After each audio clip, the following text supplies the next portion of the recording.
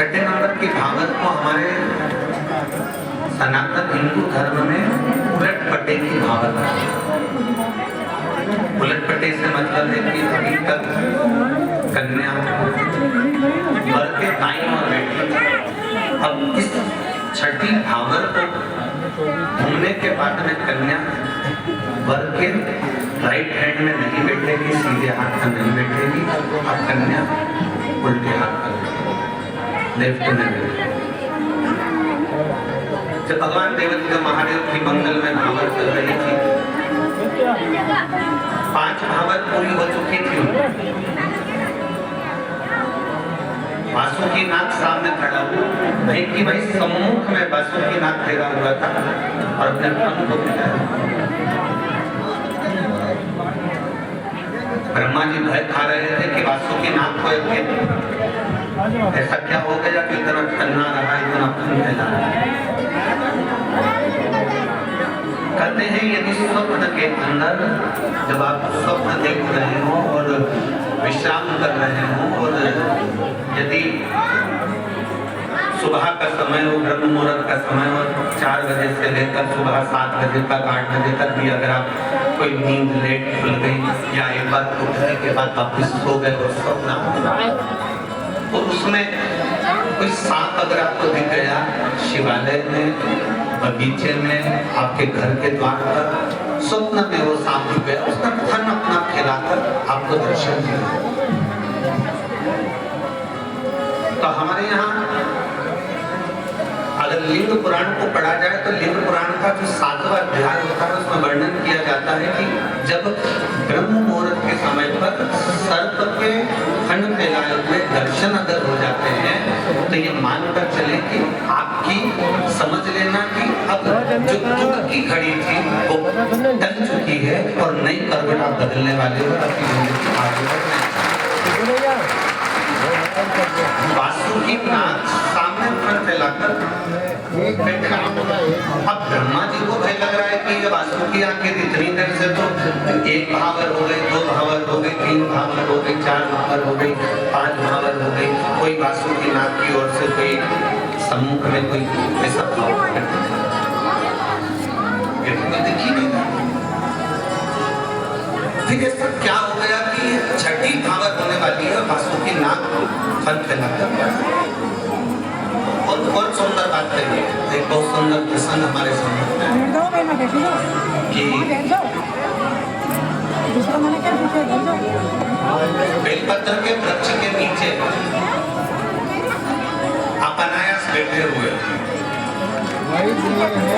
कई लोग प्रश्न करते हैं कि यदि हम घर में शिवलिंग, पार्थिव शिवलिंग का निर्माण करते हैं,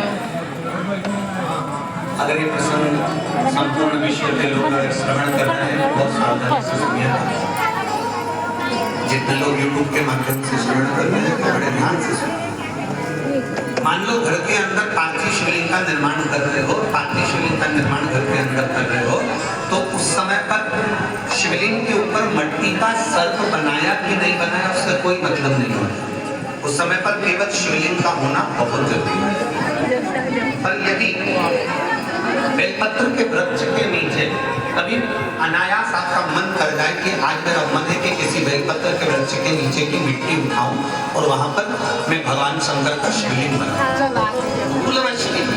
अगर आपने मिट्टी का भी सर्प नहीं बनाया हो और एक कोई ऐसी ही पत्ती वृक्ष की तोड़कर उसको सर्प के रूप में भी रख देते हो तो जिस मनुष्य का कार्य नहीं होता उसे 3 महीने में वो कार्य की सफलता मिलती ही है, तो प्राप्त होता ही है। भले मट्टी का शिवलिंग के सम्मुख में सर्प बना कि नहीं बना, मट्टी का सांप बनाया कि नहीं बनाया, घर में पार्थिव शिवलिंग के साथ सांप बनाया कि बनाया उससे कोई मतलब नहीं, बनाया तो ठीक, ना बनाया तो ठीक। पर बेलपत्र के वृक्ष के नीचे जब हम पार्थिव शिवलिंग का निर्माण करते हैं तो उस पर सर्प बनाना जरूरी हो जाता है, क्योंकि वहां हमारी मनोकामना पूर्ण होती है। तो वो जो बासुकीनाथ बैठा है वो अपने फन को फैला रहा है और वासुकी जब फन को फैला रहा है तो ब्रह्मा जी ने वासुकी के पास में पहुंचे और ब्रह्मा जी वासुकी के पास में जाकर कहते हैं वासुकी आखिर हुआ क्या तो तुम फन फैला रहे? तो कहा अब मेरे देव महादेव के वाम अंग में माता पार्वती जी विराजमान होने वाले, वाम अंग में पार्वती जी विराजमान होने वाले। हाँ, तो उससे तुम्हें किस बात की प्रसन्नता?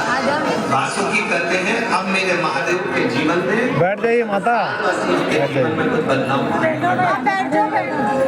महापुराण की कथा करती है, छठी भावत उलट पटे की भावत होती है। उलट पटे का मतलब यह होता है कि केवल कन्या बाई और बेटी को उलट पटा नहीं कहते हैं एक लड़की का और एक लड़के का जीवन इस छठी भावत के होने के बाद बदल जाता है। वो पति की हो जाती है पत्नी और पति पत्नी का हो जाता है। और लोग कहते हैं कि साहब ना जाने बहू ने कौन सी बहू की खिला दी कि हमारा लड़का तो उसका हो गया, हमारा लड़का तो उसका हो गया। पर ऐसा नहीं है, वो छठे नंबर की जो भावर है ना, उस भावर का नाम ही उलट पटे की भावर। वो भावर ही ऐसी है कि उस भावर के बाद में माँ कहती है मेरा बेटा है,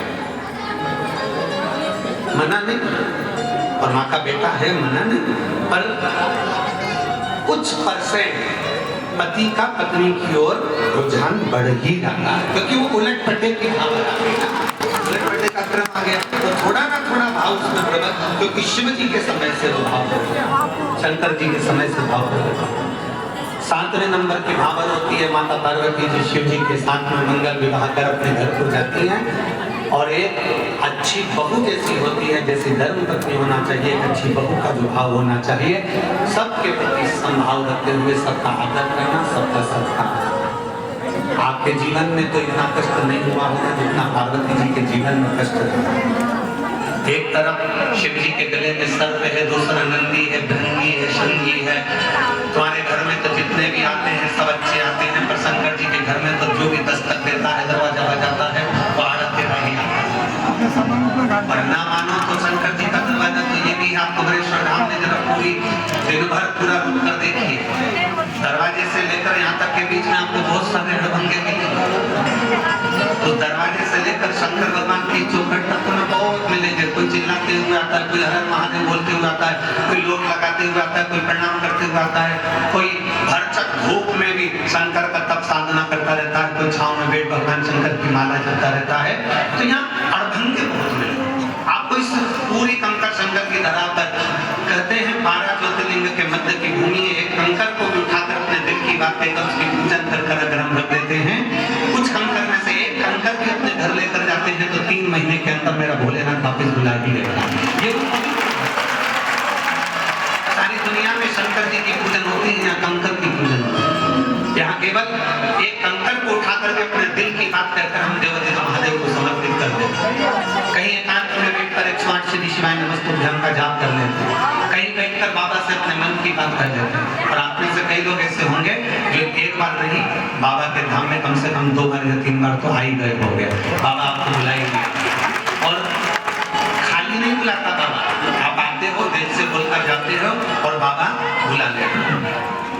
कितने साल का 7 महीने का है, बाबा की कृपा धाम से है बाबा की कृपा।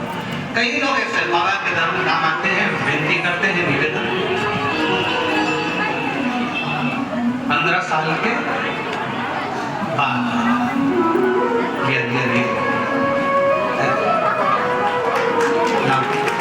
फिर 15 वर्ष के बाद बाबा ने दिया है। एक बार जोरदार ताली बजाना, बहुत बहुत